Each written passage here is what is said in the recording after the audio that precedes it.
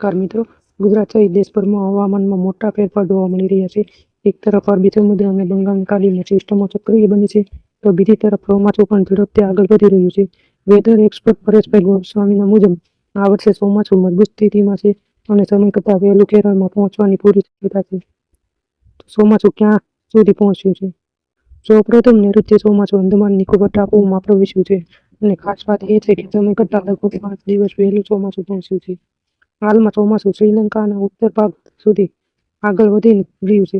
હવામાન નિષ્ણાતો મુજબ આ મજબૂત ચોમાસાની નિશાની માનવામાં આવે છે.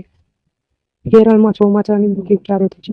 તો કે સામાન્ય રીતે કેરળમાં ચોમાસું 1 જૂન આસપાસ પહોંચતું હોય છે, પરંતુ આ વર્ષે 26 થી 28 મે સુધી ચોમાસાની એન્ટ્રી થઈ શકે છે. ચોમાસું જાહેર કરવા માટે 3 માપદંડો માપવામાં આવે છે. એક તો સતત 2 દિવસ સુધી 50%થી વધુ હવામાન કેન્દ્રમાં સારો વરસાદ થાય. બીજું, દરિયાકાંઠે પશ્ચિમ દિશામાં 35 કિમી સુધી પવન ફૂંકાય. ત્રીજું, આઉટગોઈંગ લો ગેવે રેડિયેશનમાં ઘટાડો થાય. આ ત્રણેય પરિસ્થિતિઓમાં આ વખતે ઝડપથી પૂર્ણ થતી જોવા મળી રહી છે. ગુજરાતમાં ચોમાસું ક્યારે આવશે? તો કે પરેશભાઈના જણાવ્યા મુજબ ગુજરાતમાં ચોમાસું સામાન્ય સમયગાળામાં જ પ્રવેશ કરશે. 15 જૂન આસપાસ દક્ષિણ ગુજરાત અને વલસાડ તરફ ચોમાસાની એન્ટ્રી થઈ છે. 22 થી 27 જૂન દરમિયાન વરસાદનો બીજો રાઉન્ડ આવશે અને જુલાઈના પ્રથમ અઠવાડિયા સુધી સમગ્ર ગુજરાતમાં ચોમાસું કવર થઈ જશે. ખાસ કરીને સૌરાષ્ટ્ર, દક્ષિણ ગુજરાત, મધ્ય ગુજરાત અને કચ્છ વિસ્તારોમાં તબક્કાવાર વરસાદી માહોલ જોવા મળશે. વાવાઝોડા અંગે હાલ શું સ્થિતિ? તો કે હાલ અરબી સમુદ્રમાં એક સાયક્લોનિક સર્ક્યુલેશન સક્રિય છે. આગામી 36 થી 48 કલાકમાં તે લો પ્રેશરમાં ફેરવાઈ શકે છે. જો કે હાલ આ સ્થિતિ મુજબ ગુજરાતના મોટા ભાગ કોઈ ખતરાનો સંકેત છે નહીં. આ સિસ્ટમ તમિલનાડુ અને કેરળ પાસે અરબી સમુદ્રમાં પ્રવેશી શકે છે. ઉત્તર પશ્ચિમ દિશામાં આગળ વધી શકે છે. ઓમાન તરફ આગળ વધવાની પૂરી શક્યતાઓ છે.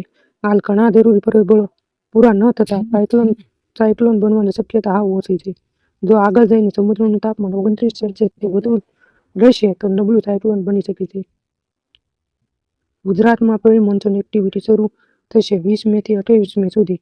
ગુજરાતમાં પ્રી મોન્સૂન એક્ટિવિટીના ભાગરૂપે આ વિસ્તારોમાં વરસાદ જોવા મળશે. ખાસ કરીને સૌરાષ્ટ્ર, દક્ષિણ ગુજરાત અને કેટલાકના મધ્ય ગુજરાતમાં અહીં છૂટોછવાયા વરસાદી ઝાપટા અને ગાજવીજ સાથે વરસાદની શક્યતા છે. કાંઈ પણ જગ્યાએ ભારે વરસાદની આગાહી નથી. ગરમીમાં રાહત મળશે ખરી? તો કે ગુજરાતમાં છેલ્લા કેટલાય દિવસોથી ભયંકર ગરમી પડી રહી છે, પરંતુ હવે સ્થિતિ ધીમે ધીમે બદલાશે. 24 મે પછી તાપમાનમાં ઘટાડો શરૂ થશે. હવે 40 સેલ્સિયસથી વધુ ગરમી થવાની શક્યતા હાવ ઓછી છે. તાપમાન 36 થી 38 ડિગ્રી આસપાસ રહેવાની પૂરી શક્યતા છે. પરંતુ એક મોટી સમસ્યા એ છે કે ઉકાળો અને બફારો જોવા મળશે.